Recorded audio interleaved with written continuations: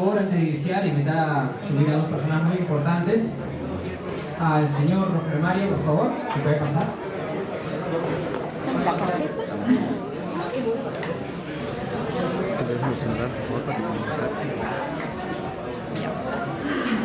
Ahí.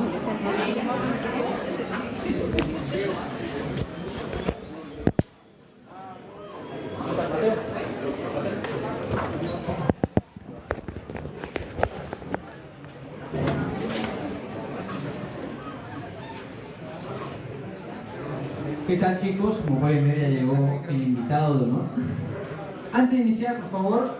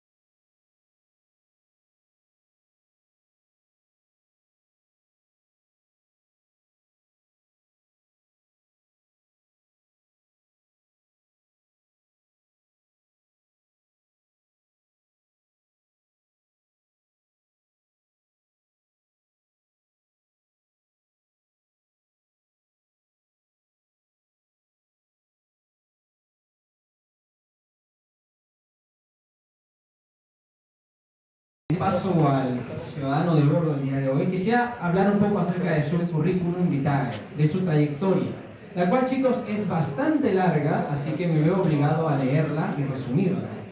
Entre ellos, nuestro conferencista es un profesional boliviano de destacada trayectoria internacional. No solo fue becado y graduado en Relaciones Internacionales en la Colgate University de Nueva York, sino también que trabajó como operador bursátil en la Bolsa de Valores de Nueva York. Los conocedores sabrán que la Bolsa de Valores de Nueva York es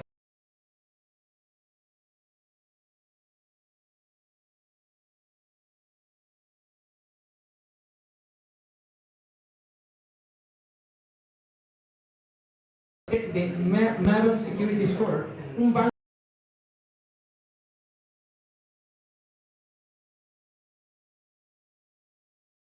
honores del programa de maestría para el desarrollo de la Universidad Católica Boliviana y el Harvard Institute of International Development.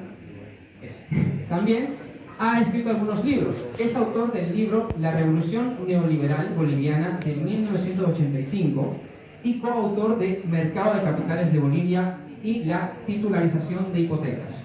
Así que con ustedes, chicos, empecemos. Demos bienvenida a Jaime Du.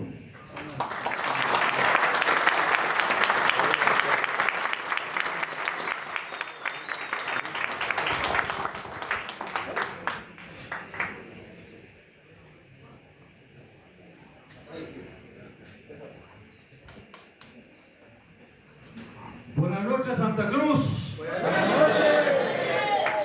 Gracias, muchísimas gracias. Para mí es un honor estar aquí.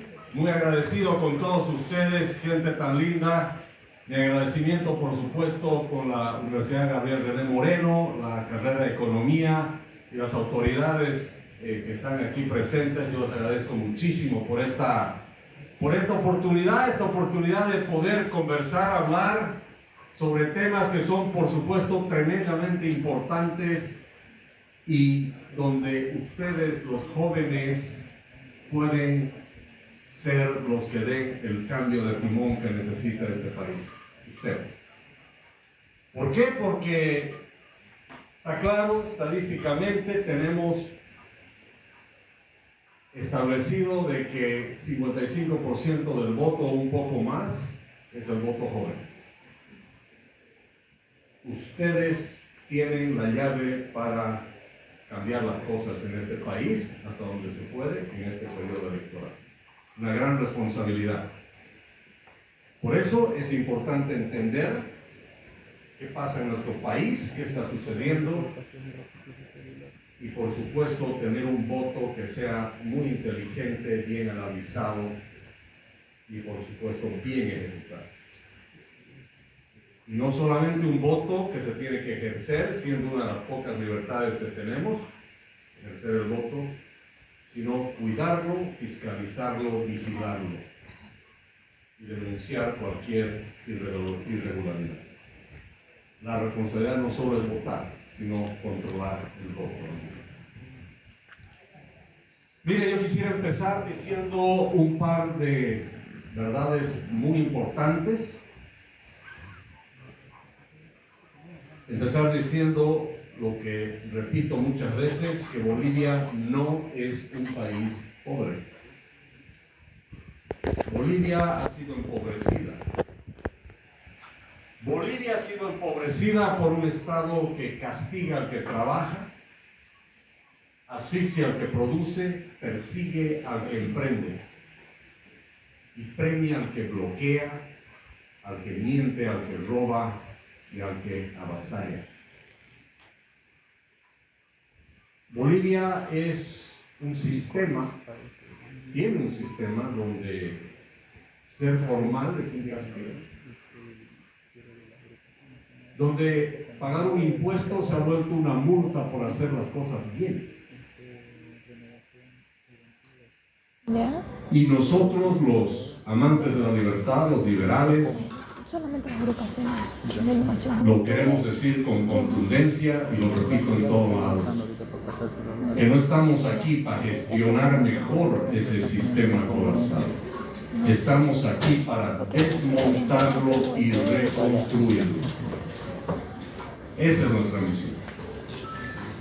Nos dijeron que el problema de Bolivia es la falta de dólares y la falta de combustibles. Nos dicen todavía eso. Pero no es cierto. Esos son los síntomas de un cáncer, de una enfermedad mucho más grave. Bolivia tiene una enfermedad que es moral, institucional, estructural. ¿Hay problema económico? Sí, pero también hay una crisis de principios, de una falta de ética, de una falta de familia y de fe. Esa es la crisis que tiene Bolivia. Va mucho más allá de la falta de combustible y la falta de dólares. Y el que no ve eso no está viendo la realidad nacional. Y por eso yo creo que, analizando la situación de Bolivia, hay que decirle claramente a la gente que lo que acabo de decir son los problemas de verdad. Y si un futuro gobernante no está viendo eso, se está equivocando. Si cree que solamente el problema es conseguir dólares y combustible, no está viendo la realidad nacional. Y los bolivianos no queremos parches, queremos cambios contundentes, cambios profundos. La corrupción, la falta de principios, la inmoralidad que reina en este país hoy en día, no son fallas del sistema, son el sistema. Y por eso es que hay que cambiarlo, hay que desterrarlo totalmente. Y tenemos que hacer reflexiones bien profundas de qué está pasando en el país y cómo se va a solucionar. Seguro algunos me han escuchado diciendo de que es importante llamar a la reflexión y hacerse ciertas preguntas. Yo quiero siempre hablar de este autor Bernard Lewis, que decía que hay dos tipos de países en el mundo. Los que siempre se preguntan qué hemos hecho mal. Ahí hay países importantes como Japón, que después de 2 bombas atómicas se han hecho esa pregunta: ¿qué hemos hecho mal?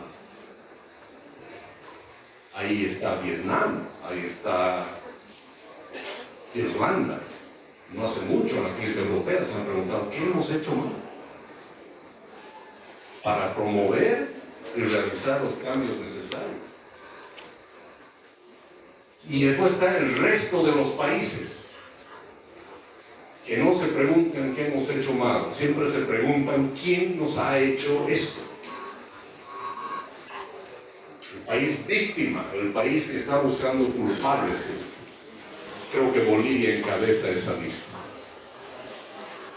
El país de mi desgracia es culpa de alguien. Si no es el imperio, son los chilenos, son los neoliberales. Por Dios, ¿han escuchado al presidente en su discurso por los 200 años? Todo el mundo es culpable de los problemas de Bolivia, menos él. ¿No? Y por eso no nos preguntamos como país qué hemos hecho mal. Y esa es la pregunta que yo quisiera que nos hagamos hoy. ¿Qué hemos hecho mal?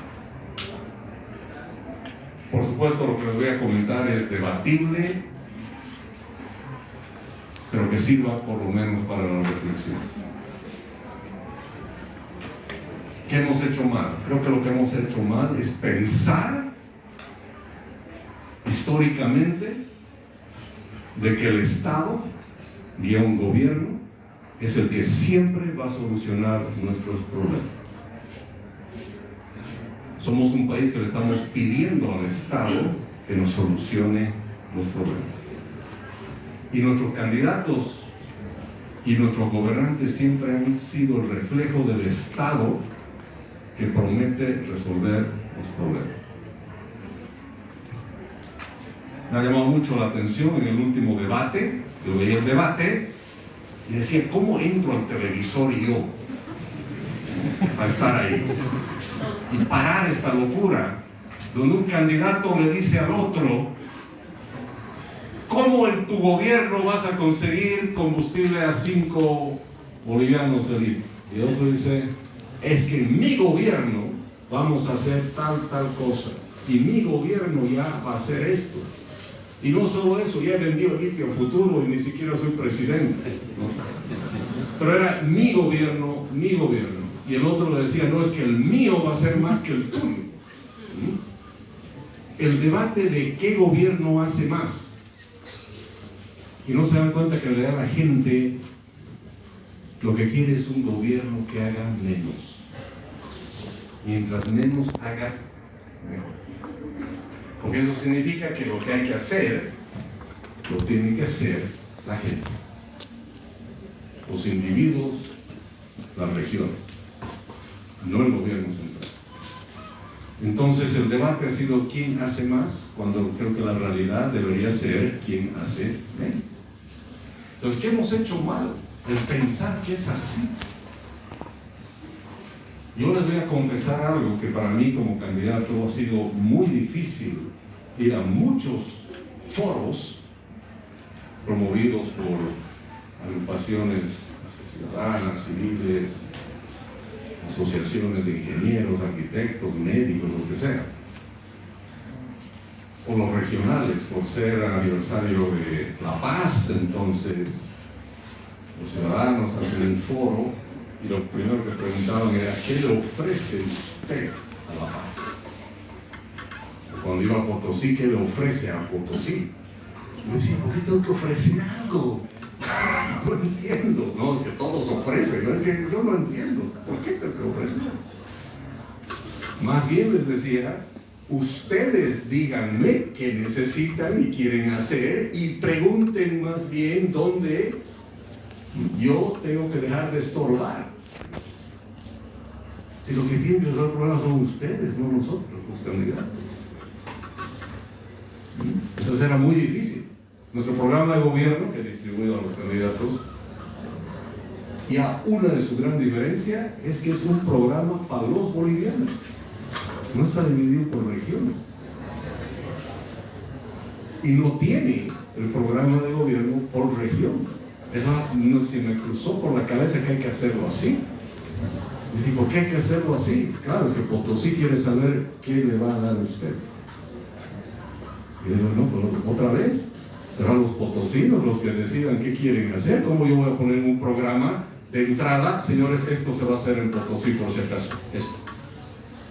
¿Tiene sentido? Los cruceños sabrán qué tienen que hacer, los tarijeños también. El gobierno lo que tiene que hacer es dejar hacer. Ese es el rol del gobierno o del Estado. El rol del Estado es dejar de estorbar, nada más. Y que la gente que sabe mejor las cosas vea lo que tiene que hacer. Es más, me parece tremendamente complejo que como candidato también vayas a una reunión, no sé, de los expertos de hidrocarburos y les digas a ellos qué tienen que hacer. Creo que el rol tiene que ser al revés, que los de hidrocarburos pasen al frente y los candidatos los sentamos ahí y ellos que nos digan qué hay que hacer. Lo mismo en minería, lo mismo en agroindustria. Tiene que ser al revés. Salud. Más bien tienen que sentarse los candidatos ahí y todos los expertos de este lado para decirnos a nosotros. O sea, es al revés, señores, la cosa. Entonces, ¿qué hemos hecho mal? Justamente no hacerlo así. No hacerlo así. Y lo que hace mal un candidato es actuar con esa arrogancia de experto en todo, cuando no lo es. Cuando no lo es. He participado en un debate con el Colegio de Médicos. No estábamos todos los candidatos, pero habían varios.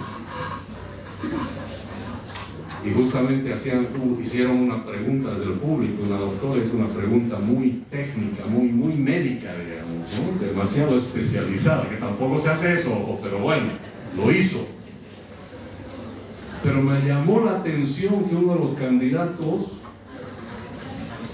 respondió a la pregunta 20 minutos y hablaba como si fuese el mejor médico de Bolivia. Que no lo es, por supuesto. Y veía la cara de los médicos y todos miraban al techo, al suelo, como está hablando este hombre. Pero bueno, así son. Y después me tocó a mí responder la misma pregunta y lo único que pude decir es: doctora, ¿qué se llama usted? Doctora tal. ¿Sabe qué le voy a responder honestamente? No tengo idea de lo que usted está preguntando. Pero le prometo que si soy presidente, la voy a invitar a que venga a mi oficina y usted se siente y nos diga a nosotros qué tenemos que hacer. Porque así debería funcionar. Entonces, no puede ser que pensemos que el Estado y un gobierno lo va a resolver todo y que sabe todo. Ahí cometemos un error los bolivianos. Además de no exigir que sea el tema al revés. Esa es una de las cosas. Y por supuesto, los últimos 20 años, respondiendo a la pregunta que hemos hecho mal, lo podemos resumir en algo que se llama modelo económico, social, comunitario, productivo. Un modelo que dice que se va a generar un mecanismo para reducir la pobreza partiendo de un principio que es: vamos a capturar, dice, riqueza excedente. Se va a capturar esa riqueza, esos excedentes, y eso a través del Estado redistribuidor de riqueza, dice, se va a redistribuir a dos ámbitos. Uno, a los sectores generadores de empleo, lo llama, que son todas las empresas públicas del Estado. Y el resto a través de bonos, asignaciones directas, a través de bonos, Juancito Pinto, la misma renta dignidad, etcétera, etcétera, con el objetivo de luchar contra la pobreza. Pues si se ponen a pensar ese modelo económico, y este es el punto que quiero hacer, en que hemos hecho mal, en pensar que la pobreza se va a disminuir redistribuyendo riqueza. Ahí nace el mal del modelo, que la riqueza tiene que redistribuirse. Ahora, ¿de dónde viene esa riqueza, esos excedentes? Principalmente el resultado de la exportación de hidrocarburos. Entonces se acabó eso, no hay que redistribuir, por eso está en crisis el modelo.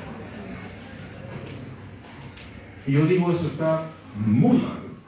Primero porque nace, como les digo, con esta idea de que la riqueza se tiene que redistribuir.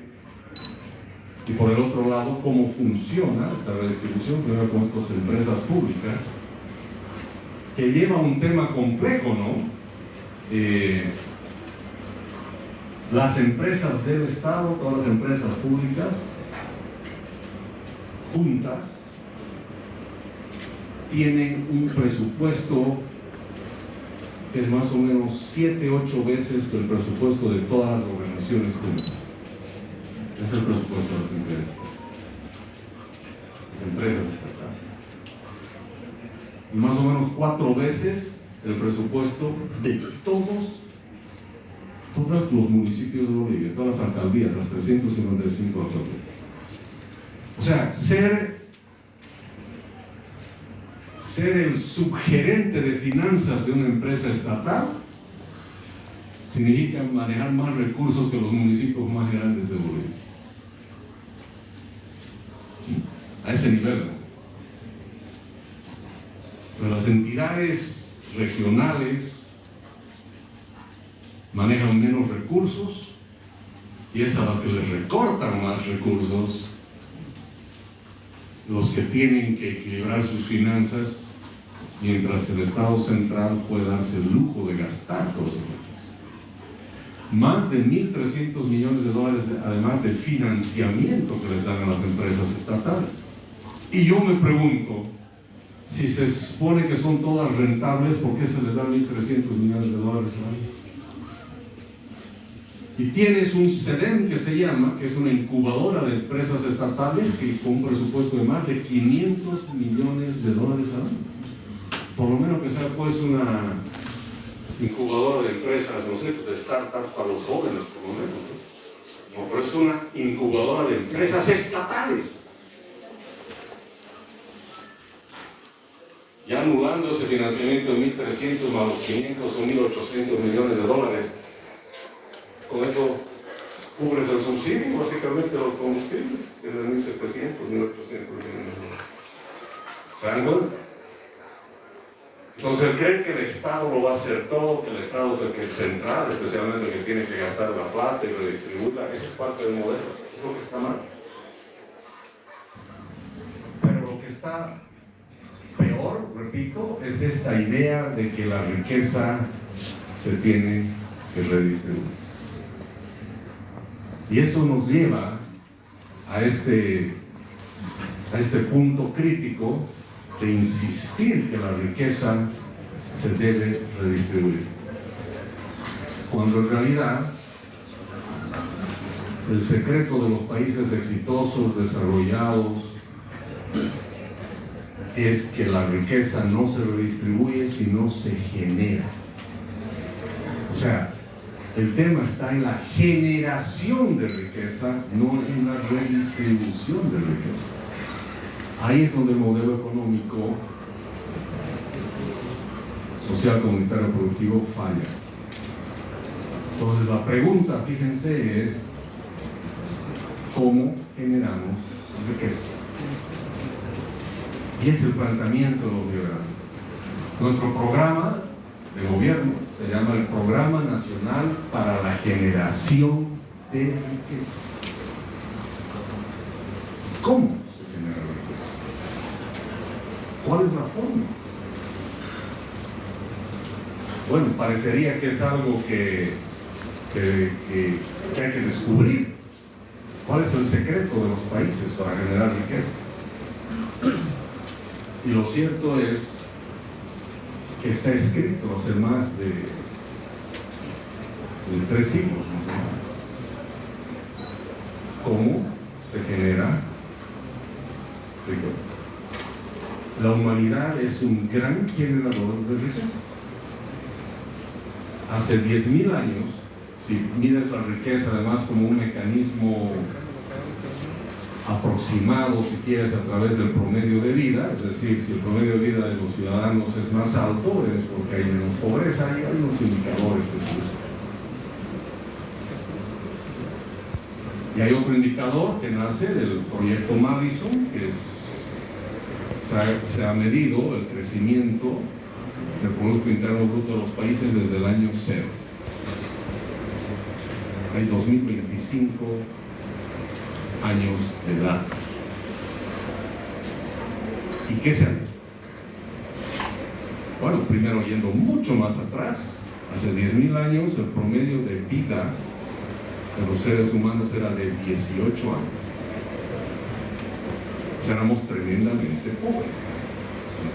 Todos, y la pobreza era del 100%.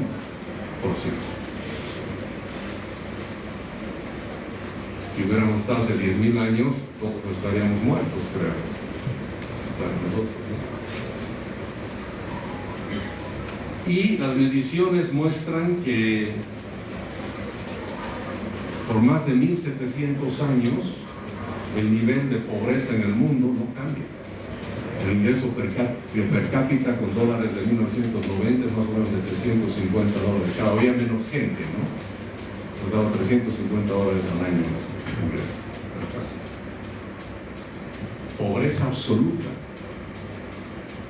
Y aparece un año X que esa riqueza en el mundo se multiplica básicamente por 6 veces y sigue creciendo. Se estabiliza más o menos sobre los $6.000 de ingresos per cápita. O sea, la riqueza en el mundo es como una J al revés, ¿no? Es así y después se dispara. Y hay un año específico donde se activa la creación de riqueza de manera masiva. ¿Qué año será ese? 1750.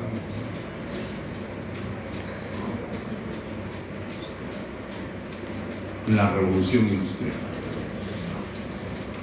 La revolución industrial se vuelve el multiplicador más grande de riqueza en la historia de la humanidad. Claro, el que hacía una chompa ahora hace 20 chompas. La industria apoya en la creación de riqueza. Y la pobreza en el mundo, que estaba hasta entonces casi del 100%, empieza a bajar dramáticamente. Es más, no vayamos muy lejos. Básicamente hace 500 años la pobreza todavía era del 90%, del 95%. Y el promedio de vida, cuando se descubre América, era de más o menos de 27 años para el hombre y 25 años para la mujer. O sea, no había mucha mejora entre 18 años y 25 años, no mucho. ¿Por qué todavía? Porque la pobreza era muy grande. Pero eso empieza a mejorar después de la revolución industrial y hoy en día el promedio de vida es 80, 82 años, 80 años para hombre y mujer. Y la mujer vive más. Entonces, ¿qué demuestra eso? ¿Cuál es el punto de lo que les estoy diciendo? Que la humanidad ha descubierto cómo generar riqueza. ¿Se dan cuenta? La pobreza nos preocupa hoy en día, sí, claro, pero seamos también bien claros y fríos. En realidad hoy en día, medida la pobreza como $2 o $1.99 por día, en realidad en el mundo hoy en día, cuando vemos toda la humanidad, solo el 8% vive en pobreza, 92% no. Entonces, por favor, ¿cuál es mi mensaje? Que la humanidad ha descubierto cómo luchar contra la pobreza. Y el avance se está dando. Cada vez somos un mundo con más riqueza. Cada vez. Fíjense ustedes, o yo, cuando veo mis padres, mis abuelos. Mi abuelo tenía solo un par de zapatos. Mi abuelo. Y tenía un traje y una corbata. Hoy en día, la mayoría tenemos más de un par de zapatos y podemos elegir la ropa de alguna manera. ¿Se dan cuenta? Nosotros hoy somos más ricos que nuestros padres, nuestros abuelos y nuestros tatarabuelos. Porque la riqueza está en constante ascenso. El tema es que hay países que no están en esa ola. Y Bolivia no está en esa, especialmente los últimos 20 años. Y lo que nosotros decimos es que tenemos que tomar esa ola y encabezarla, generando riqueza. ¿Y la fórmula de generación de riqueza cuál es? Entonces, ¿de qué se trata? Y ya apareció este caballero llamado John Locke, que un día dijo: he descubierto cómo se genera riqueza. Y nos explica, hace siglos atrás. Dice, hace 10.000 años, cuando es más o menos el periodo del tema del periodo glacial, y ahí es cuando nos dice, cuando el ser humano agarra el barro, y ese barro que no vale nada, barro, y con sus manos, su ingenio, su capacidad de inventar, su curiosidad y su trabajo, crea la primera vasija de barro. Y esa vasija de barro, él se da cuenta que sirve para algo. Puede guardar agua, granos de maíz, ponerle una tapita para que los roedores no se coman la comida. Crea la vasija. Y seguramente se le aproxima a alguien ahí y le pregunta qué es eso, y él dice: pues es la primera vasija de la humanidad. ¿Para qué sirve? Mira, para llevar agua. Y ese amigo seguro agarra y dice: quiero una. ¿Cómo consigo? ¿Qué le dice el hombre del barco? Del barco. Ok, te habla.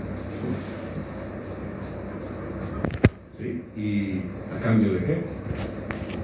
No sé. Una bolsa de maíz. Y así nace la primera transacción comercial de la historia de la humanidad. Algo que no vale nada, ahora vale algo. Y fijan por primera vez el precio. Intercambio, comercio.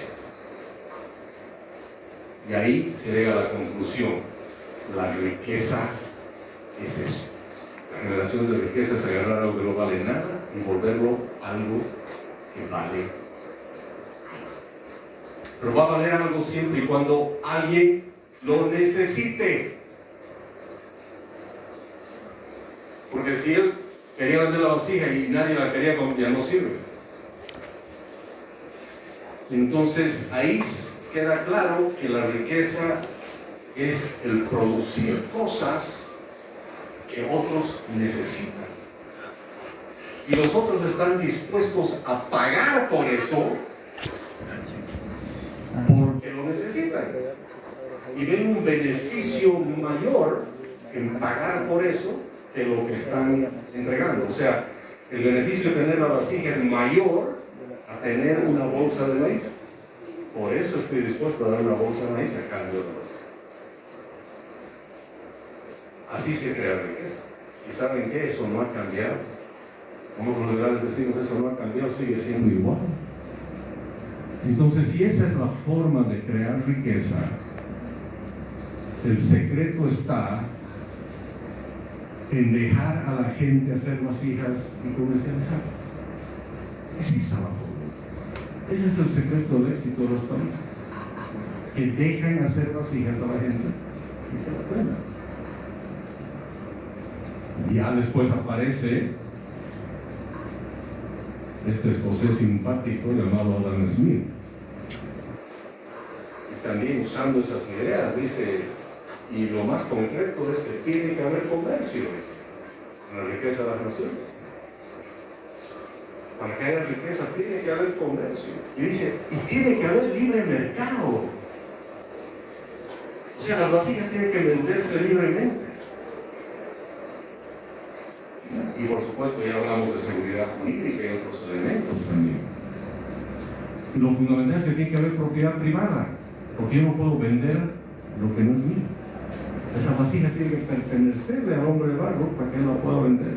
Entonces los conceptos de libre mercado, fijación de precio, libertad para innovar, para transar, para comercializar, y seguridad jurídica y propiedad privada se vuelven los elementos de la generación de riqueza.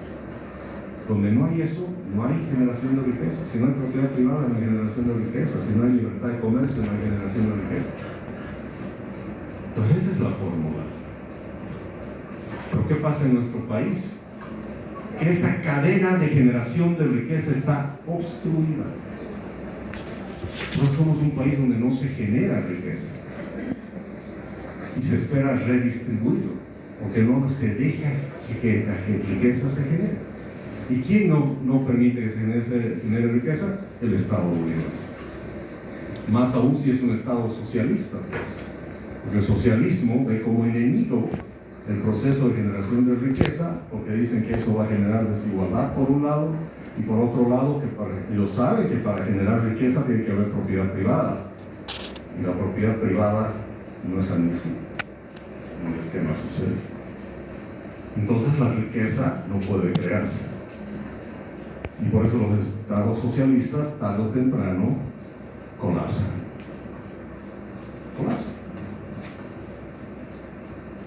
¿Cómo funciona Bolivia hoy en día entonces en este tema de generación de riqueza? Pensemos, ¿qué pasa en Bolivia? A ver, imaginemos Bolivia hace 10.000 años. Y ese hombre de barro es un boliviano. Ve el barro, lo agarra, lo está agarrando y listo, ahí aparece un funcionario del gobierno. ¿Qué estás haciendo? Estoy agarrando el barro para hacer una vasija. No, no puedes. El barro es del pueblo. Primero. Bien, ¿qué quieres que haga? Con el comité cívico tienes que reunirte primero y después con las autoridades y vamos a ver.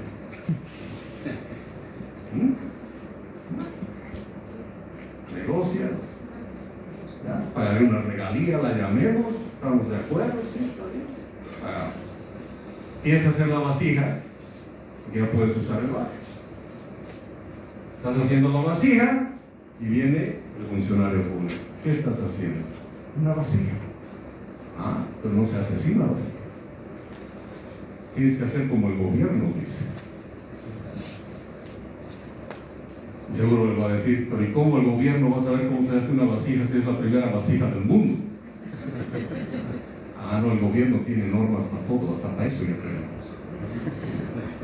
Y el gobierno te dice, si quieres hacer, tienes que cumplir estas normas. Claro, y ves que es una vasija que no sirve, tiene agujeros por todos lados. Y tienes que discutir con el Estado boliviano. No, es que la vasija se hace así, no, es que queremos que la hagas así. Discusión va, viene. Y al final, capaz se produce la primera coima de la humanidad. Para que te dejen hacer la vasija. ¿Oye? Listo, ya está. Ya tienes todo. Como tú quieres. Un año te has pasado discutiendo esto. Y tienes ya demanda de vasijas, que la gente te dice quiero una, y claro, tú dices espérenme un poquito, y ves que ya tienes tanta demanda que empiezas a contratar gente. Entonces ese hombre de barro ya se vuelve un empresario, ya tiene su gente, pero sigue con el trámite y dice no, pero ya está, listo, Entonces quiere vender la vasija. Y aparece el del gobierno de nuevo. ¿Qué estás haciendo? No sé, quiero vender mi vasija, pues. ¿Y tu NIT?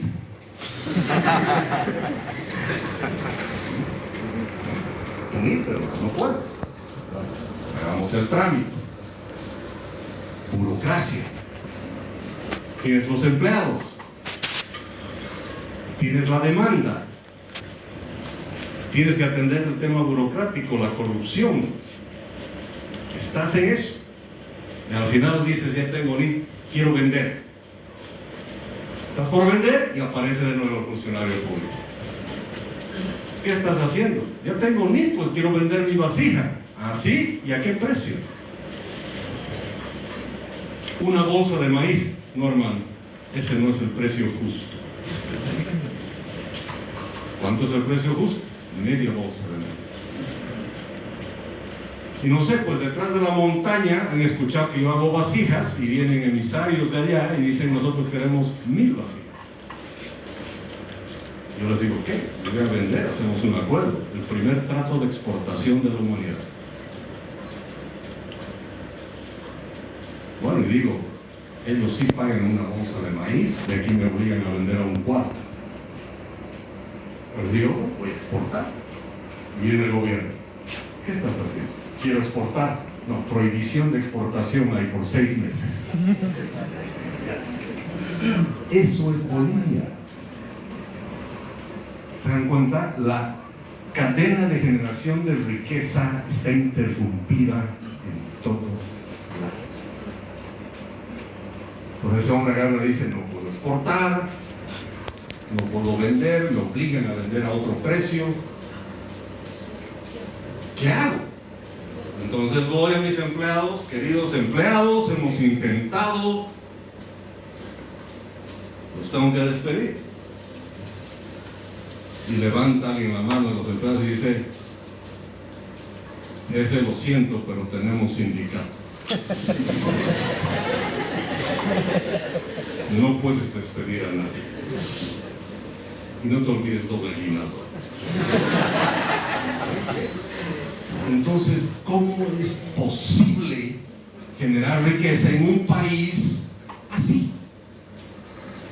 ¿Cómo pretendemos salir de la pobreza si la generación de riqueza está interrumpida? Por eso decimos, este sistema que no te deja usar el barro, que no te deja innovar, que no te deja transar, no te deja comerciar, es el sistema que hay que desmontar. Totalmente. No estamos para parchar cosas, hay que desmontar. Y el tema es que tienes otra situación ahí, que como la riqueza no se puede generar, está interrumpida, y se trata de redistribuir riqueza, pues donde se genera algo de riqueza hay que capturarlo. Y ahí viene el infierno de los formales. Ellos tienen que pagar. Y se vuelve un tema de informalidad versus formalidad. Los